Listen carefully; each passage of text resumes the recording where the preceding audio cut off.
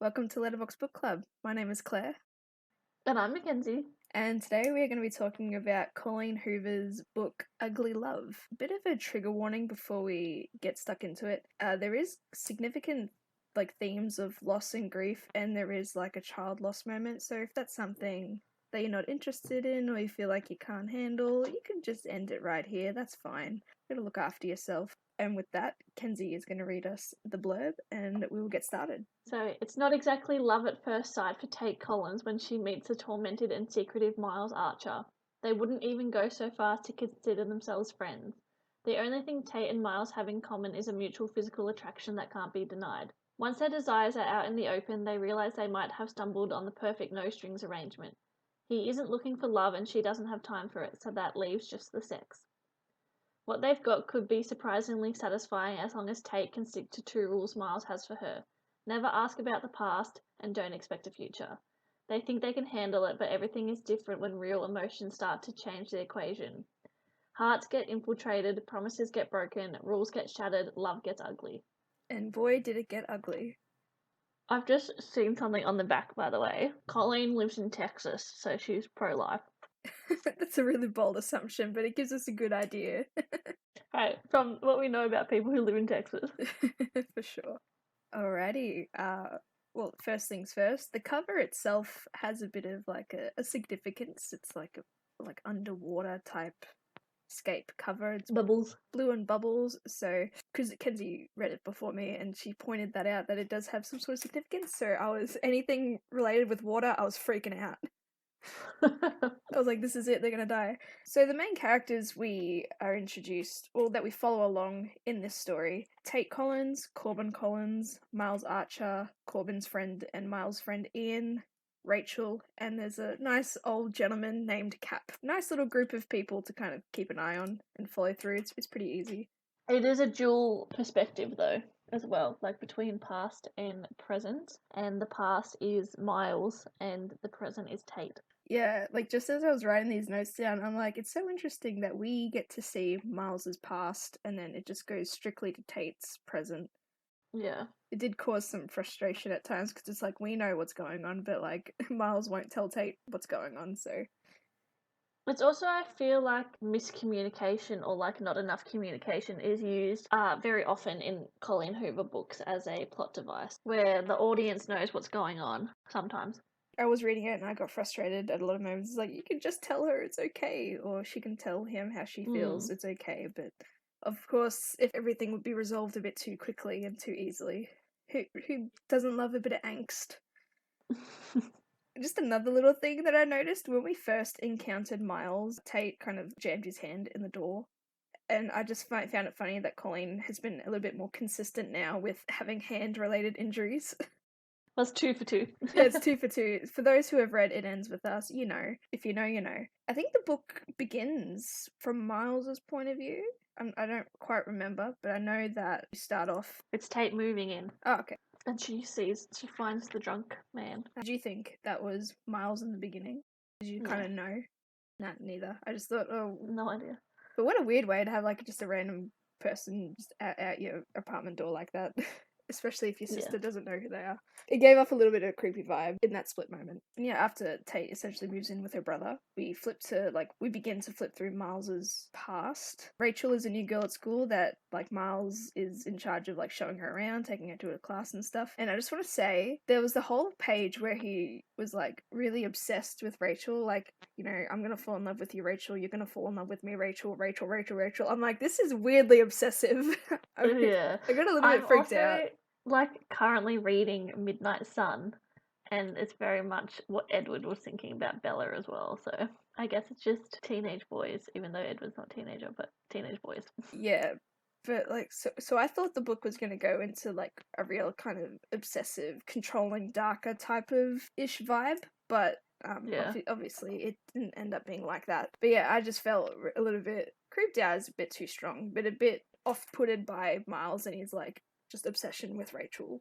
But I suppose that's kind of like young love as well, almost. Yeah, but I think bordered on obsessive. And with that, let's just talk about the whole Miles-Rachel relationship and then his dad and Lisa relationship, because that was a little bit messed up. Yeah, so Miles's mum died of cancer. Yep. That's. Oh, have you read November 9th yet? No. I don't Okay. I don't have it yet. Ah, well, there's someone who dies of cancer in that as well. Okay. So there's another motive that she likes. So yeah, Miles's mum dies of cancer, and then his dad gets a new girlfriend, but Miles kind of figures out that they've been seeing each other since before his mum died.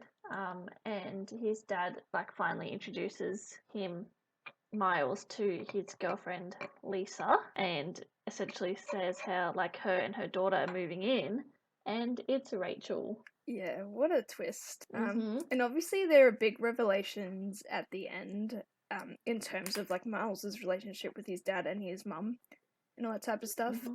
But yeah, I would have never have thought like the stepsister I know. situation. I was not expecting that. I don't know. It felt so. Maybe it's not like a situation that I'm familiar with, so maybe I just found it a bit different. I don't know why we had to go down that path.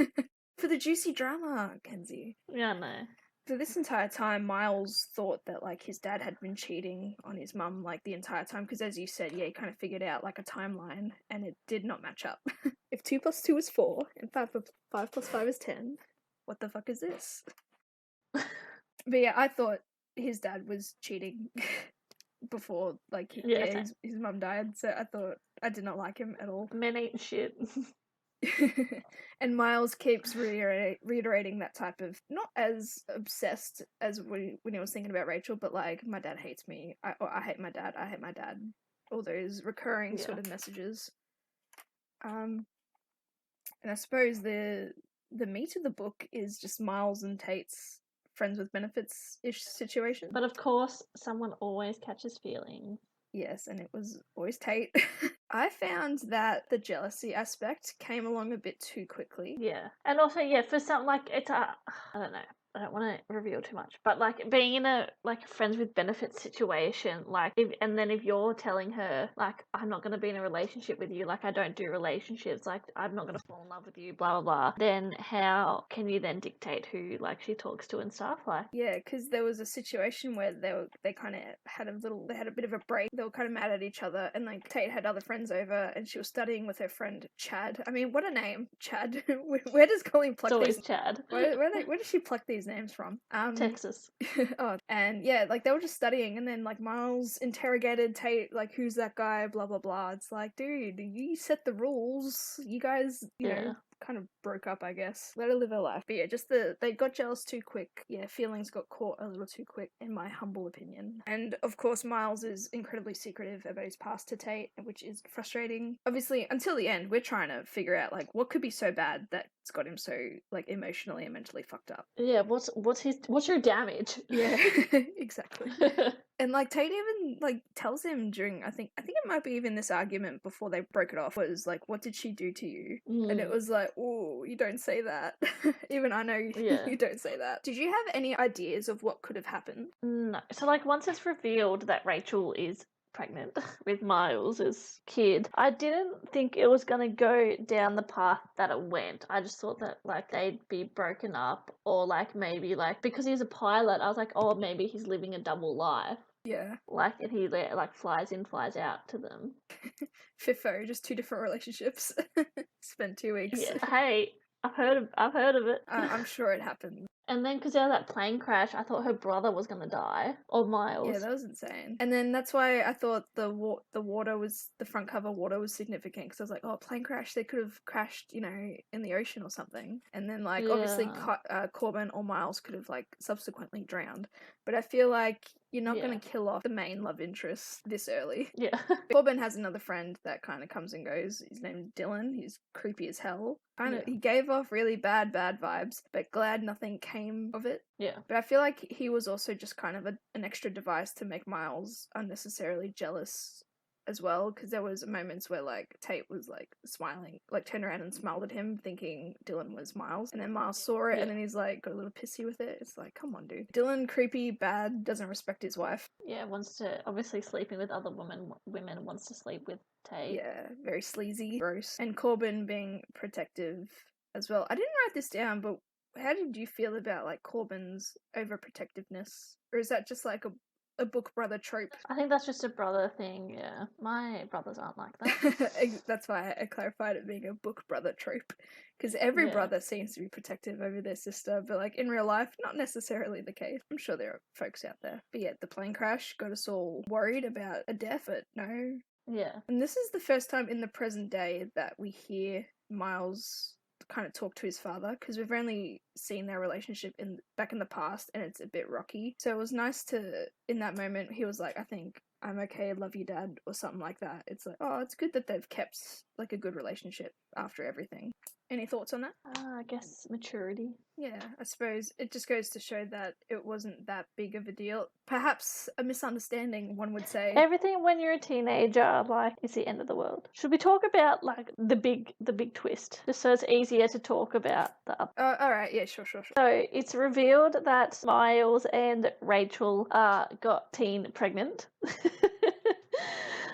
And of course there is no, I don't know if you want to talk about this, but of course there's no mention of abortion. Oh no, I want to talk about it because it's consistent now, 2 from 2. So anyway, there's that, and then so they work it all out, they're gonna have the baby, blah blah blah, and then when they're leaving the hospital, they get into a car crash and they can't get, sorry, this is a trigger warning here as well, about infant loss, so if you've gotten this far and you don't want to hear about this, then skip maybe a minute. So they're leaving the hospital and they have the baby in the car seat and they get into a crash, and I guess they crash into a river, a lake, a body of water, and they get out, but they can't undo the clips of the baby seat, so they can't get the baby out, so the baby passes away. I didn't think that was gonna happen. Yeah, like that extreme. That's like next why step. did that, like, I didn't want it to be the baby. I thought it might have been Rachel, but yeah, I'm kind of surprised like Rachel didn't die as well, because that would make sense. Because the way like when he first met Tate, like he was called for Rachel or whatever, it made it seem like, oh, she must have died. So I got a little bit confused later on. Yeah, the whole, oh, we've got little James joining us, that's nice. Yes. For the benefit of the podcast, Kenzie is holding her son. Yeah, it also, I remembered as well that just before the accident itself, like I think Rachel was in the back seat as well, like watching over Clayton. Just quickly, who would name their child Clayton? A Texan would. Didn't have a significance. Yeah, because it was Mr. Clayton's class was the first class he Oh took yeah, to. they made Mr. Clayton's class. Yeah, Rachel's in the back seat, and I think she was just kind of like watching the kid, like Clayton, and like admiring him. And then I think Miles was like looking in the rearview mirror, and he's like the whole half the page was like looking at Rachel. I like Rachel smiling, Rachel, blah blah blah. And then, yeah, accident. So it brings back I mean, it's kind of cute that even after, like he's just as obsessed with her as when he first met her. Like, it's a nice kind of love in a way. Not as creepy anymore. Real quick about Rachel being pregnant. Yeah, there was, like, no abortion discussions at all. Like, especially for a teenage situation. Like, they're preparing for college and everything. Like, and he managed to get all these pamphlets about like family support, family homes, all that type of stuff. I just feel like not that realistic, would you say? I mean, yeah, I don't think so. Maybe like it's a bigger thing in America. Perhaps, yeah. But yeah, at the end of the day, like you do you. I just found it interesting that like for teenage pregnancy. Yeah, I just found it interesting that yet again, 2 from 2, no sort of like option there. No option for abortion, but she'll kill the baby off 2 days later. Yeah, because it doesn't matter once it's out, like, but you have to have the baby. So yeah, obviously the car crash fucked Miles up big time. Well, I think it was the fact that his child died. And also Rachel hating him. Yeah, Rachel resenting him. I'd probably resent him too. Yeah, it was hard for me as a parent to read, and it would be hard enough for a non-parent to read, but it was still devastating. Yeah, it's like if my child died, I'd probably go a little bit crazy. Oh, another thing I forgot to mention is that as part of the notes, it's just a fun little like plot thing that Miles becomes captain of his airline, which is which is a great achievement in itself. But yeah, present Miles is doing all right. Obviously, he has his moments. That's why he doesn't want to commit to a relationship. Yeah, he's the youngest captain of their airline, which is a big achievement, and they go out for drinks and celebrate. He's being all humble about it. Yeah, just a fun little tidbit. There was a nice little bonding moment between Tate and Miles in a pool again. They were in the pool before we find out about the car crash, so at this moment I thought that something bad was going to happen in the pool, because all I had in my mind was underwater bubbles. Something goes wrong. So I had a little freak out, but of course everything fine. So the catalyst of this all as well, like, is that during a sexual moment, Miles calls Tate Rachel, and so Tate's just like just finish, like, get it over and done with, and then she's like, fucking go deal with what you need to deal with. So Miles goes and visits Rachel in the present time. Yeah, this part broke me. This part made me cry the most. But maybe it was also because it was like 11 p.m. at night and I was a little bit tired. Maybe that contributed It's to always the most vulnerable time. It really is. And yeah, oh my god, the poor boy. He's just so damaged. I thought there was going to be more of a combative against, like, Rachel, like, not wanting to see him, but she allowed it, which is good. Because obviously she was able to kind of, not necessarily get over it, but she was able to kind of move on with her life. You know, she has a husband, she has her own child, or another child, I guess. I'm not sure how to say it. This is so awkward. But she does take that time to kind of listen to what Miles has to say, and which is very sweet and very nice. It's a kind gesture. He really wants to move on. He really wants to be with Tate, which is, the frustrating thing about the entire book, because he's like, he wants to be with her, but he just won't. He won't allow himself to heal. Then obviously seeing Rachel and seeing her as this is part of her healing process. Like, she's able to do it, he can do it. You shouldn't have to feel guilty anymore, at least. And yeah, Rachel has a child named Claire, which I thought it was fun because, my name's Claire. But yeah, Claire was always going to be the name of the child if it was going to be a girl. So a little bit awkward, but obviously a good kind of memory of their relationship as well and what they've went through.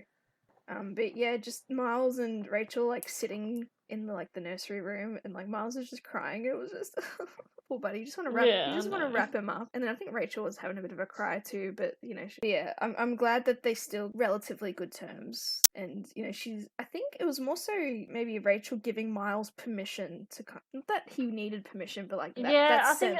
But I think that's how he saw it. He saw it as getting permission to move on and essentially restart his life, which is nice. And then literally straight after this moment, he goes back, and they essentially he explains everything to her, and he's my favorite, goes through his what he likes and all that type of stuff, which is really cool. And they Tate and Miles take Cap on a plane ride because he deserves it. One thing I forgot to put down, just a little chat about, is the Tate and Cap relationship. It's a cool one, but it's kind of gives off that fairy godfather vibes. She needed someone to talk to, someone needed to talk some sense into her. He gave her the whole fight for the boy, he's worth it speech. I feel like she knew he was worth it, but he was held himself back for obvious reasons. Overall, good relationship. He hates Dylan. Everybody hates Dylan. It's great. Everyone hates Dylan. Dylan's a piece of poo. And all is well, I guess. Tate and Miles' relationship. Now, an element about this book is there's a bit of spice. What did you think of the spice, Kenzie? I think it was a good amount of spice for a short, standalone modern romance. Yeah, it was quite sensible, I would say. Yes. The language was... was good. Was sensible as well. There's no, you just knew what was going on, and, you didn't need to emphasize... Very good. I think what Colleen Hoover is good at writing for the age-old show don't tell. Yeah, that's probably the best way to describe it, yeah. You don't need too many details, you know what's happening. Yeah, exactly. And I think it follows just real life. Yeah. No one really cares. Yeah, I never really understood people who read, spicy books and they want, every little description of things. It's is it really necessary? Yeah, use your imagination. Because a lot of the time, authors will emphasize, male parts, and it's we don't need to know how endowed or what girthy it is. It's it's just there. Oh, you're not going to Love Hypothesis then. Then again, that's a fan fiction. We know fan fictions like to exaggerate everything anyway. Yeah, we know Kylo Ren is shredded. I have opinions about fan fictions turned into novels. Did you say that the main character's name in The Love Hypothesis is named Adam? Adam, Is yeah. it a main character or just a character? You see, No, it's my the issue main is well, like the main character's love interest. why use one of the actors' first name as the main character's name? Yeah. That's just weird. And his last name is, so he's a like scientist, so his name is Dr. Adam Carlson. Car drive, Adam Driver. Like, see, if it's a fan fiction, the fan fiction should be about the fictional characters it's about. The actual actors should Yeah. have no sort of remnants of them in it. That's my issue. Yeah, don't bring the actors into Yeah, it. no. That's just my issue with it, with fan fiction turned into books and stuff. Whereas After is a bit different. It doesn't have any. I know it's like a Harry Styles fanfic though, but it has no kind of remnants of Harry. Just like a style, like a clothing style, or like a behavior of a certain era. The guy's name is Harden, though. Harry Harden. Sure, it's similar, but it's not like his name is Harry. Yeah. And then because 50 Shades is Twilight fan fiction, and so that's completely different as well because it's Christian and Anna. See, when it's kind of separated like that, it's fantastic. But if it's if it's a Kylo Ren fanfiction and your main character's name Adam and it's like Adam Driver, like that's where I draw the line. Yeah. Anyway, a little bit of a tangent. Let us know if Off track. Let us know if you agree. Yeah. Agree to disagree, whatever. What were your overall thoughts, feelings, emotions? Again, I only really cried when Miles went to see Rachel and that whole situation. So sad. And it had that whole speech where it's like, oh, this is ugly love, and I'm like, yes, I love seeing the titles in the sentences. Yes. It's great. Yeah. And I was frustrated again. I was like frustrated with the whole like, friends with benefits, but like gets jealous and feelings developed a bit too quickly. Yeah, friends with benefits, but I love you, but I won't tell you that I love you. Yeah, and Corbin being the book brother, where it's stupidly overprotective. Yeah. Yeah, glad nothing came of the Dylan situation, because I mean, I'm sure Colleen could have gone there if she wanted to, but one bad theme after another. Yeah, November 9th, it just hits you like it's one after another after another. Like... Oh no, she's just cramming everything in there. It doesn't stop. Oh no. Just a quick thought though, I completely forgot to write down Corbin finding out about this whole thing. Yeah. Again, went extra, protective big brother, and like hits Miles a couple times, like at different stages. But like, I suppose any brother would do that if like one of their best friends was just messing around with his sister. I feel like exactly. That's a trope in movies and shows as well as books. So I think that's a trope in real life. Like, if your sibling is going to date one of your friends, can you hear me? Yeah. If your sibling is going to date one of your friends, like if it was just like a friends with benefits and then like they hurt them, then I would 100% throw punches. But like if it was like genuinely like dating and they like had feelings, I'd be like, oh, like I don't like it, but I'll let you sort it out. It's okay. Yeah. Then Miles was like, didn't want to be a hypocrite because obviously Dylan was hitting on Tate, and then Miles was angry at Dylan. Well, everyone was angry at Dylan. Yeah. And he didn't want to come across as a hypocrite, which ultimately he was. Because he kind of like it was messing around with Tate's feelings, and that's what was also frustrating. Like they went back and forth like 3 times over the same sort of issues, and it's like, just leave him, just let him suffer. Yeah. Let him wallow in his self-pity. But no, of course, Cap is like, fight for this boy, and then, oh, happy days. Oh, happy days. Quickly, overall, I liked it. I think it's my favourite Colleen Hoover book so far. It tops It Ends With Us by a mile. Whoa. Yeah, that's my opinion. I think Ugly Love, was that written before It Ends With Us? And I also liked the present past style in normal writing, not in like the italics. Also by Colleen Hoover, there is no It Ends With Us, so I'm assuming that it was before. Yeah, another thing that irked me that's consistent, her text messaging is in bold. I hate it. Alrighty, thoughts, feelings, emotions, Kenzie. Overall, I still like It Ends With Us. That's still my top. But this, like, I found this, much more painful as a parent reading. So it was really hard, to read. Can we not bang the pen everywhere, please? Thank you. But I think, it had the right amount of, like, twists and turns. Had the right amount of spice, right amount of douchebaggery. And then douchebaggery counted. And as a standalone modern romance, it's very good. Easy read. I read it in a day. Yeah, I was gonna say as well. Yeah, I read it in a day, on and off in between work. Very good. Like, it doesn't have. Anytime I think about books, I don't know why. I just feel like I feel like there needs to be a level of sophistication about it, but that's just not the case. Like, it doesn't need. It could just be a simple back and forth love story. Like, it's fine. Yeah. But maybe just because we're living in like a Game of Thrones kind of era where it's such sophisticated books and sophisticated TV show adaptations and all that type of stuff. Like, there's just seems to be a higher expectation. But nah, this was refreshing. Yeah, I think as well, like with the Colleen Hoover, like she fits a lot into the short amount of pages. Like it's only, I think it was like 400, maybe even 380 odd. 317. Ooh, yeah, a lot. But I suppose if it's based around like a relationship, like we're not going to see a lot of Tate going to work and Tate coming home from work and Miles flying around. Yeah, exactly. Any of like the mundane things. I feel like we never saw a situation where Corbin was off to work flying or anything. He was just never home. He was either just at work or not. Or his floozies. Yeah. Which is another hypocritical thing that seemed to happen. Also, quickly, big reveal kind of at the end for Miles and his relationship with his dad. It is found out that his mum and his dad had an agreement where she wants him to kind of not move on, but kind of live his life while she was kind of dying. And so that's why he had met Lisa prior in Phoenix. So yes, Dad isn't a cheating scoundrel. Yeah. So all is well, all is good. Daddy's just trying to make the most of a shit situation. Yeah, for sure. And also the Rachel pregnancy kind of reveal to the parents was a bit of a... I think his dad hit Miles, or at least tried to beat him up. But obviously all that got resolved in the moment. But yeah, again, weird having a stepsister dynamic. And them trying to sneak around. I was scared for them. It's like you can't say who saw who first because like no one knew who each other kind of was because like you would argue his dad.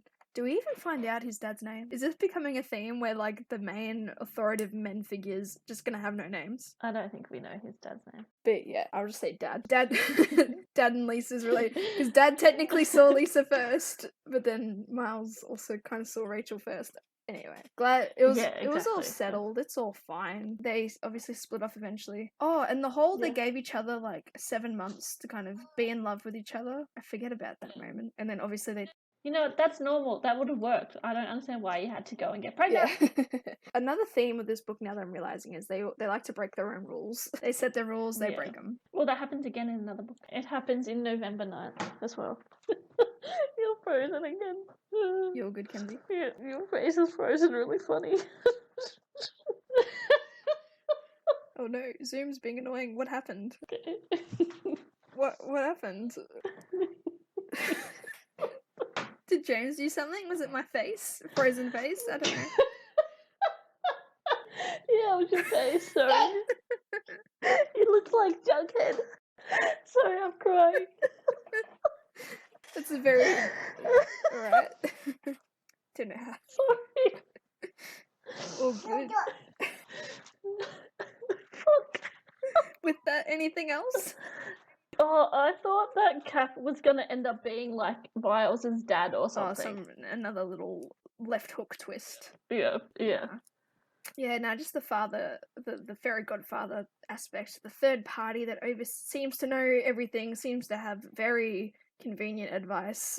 Yeah. But no, it was a nice character, a bit of banter and everything as well. It takes the edge off the seriousness of it. He's almost like, I don't know, acts as the audience, the reader. That's a very good way to put it. I'd agree with that. Yeah. Because we want to root for them. Like, you want them to get together. Yeah. You want them to fight. Yeah. But yeah, unless there's anything else, I suppose that's it. Unless we've missed anything. I don't think we've really missed anything. We've really just kind of glazed over all the little points. I guess not much really needed to be said. Yeah. We have our opinions. It's an easy book. But obviously, Colleen Hoover has that tragedy niche, so if you're picking up any of her books, just be prepared for the worst. I wonder if she ever wrote it like a happier type book. I suppose you gotta read them to find out. Yeah. But yeah, if that's all, thank you for listening. If you have similar ideas, feelings, discussions, feel free to hit up the Instagram, letterbox_book_club. We also have a little YouTube that I've set up, which would be letterboxbookclub. And SoundCloud/Spotify once we figure that out. Alrighty, thanks for listening. Keep an ear out to the next book. Not sure what that will be yet, but Thanks for listening. This was Ugly Love. Goodbye.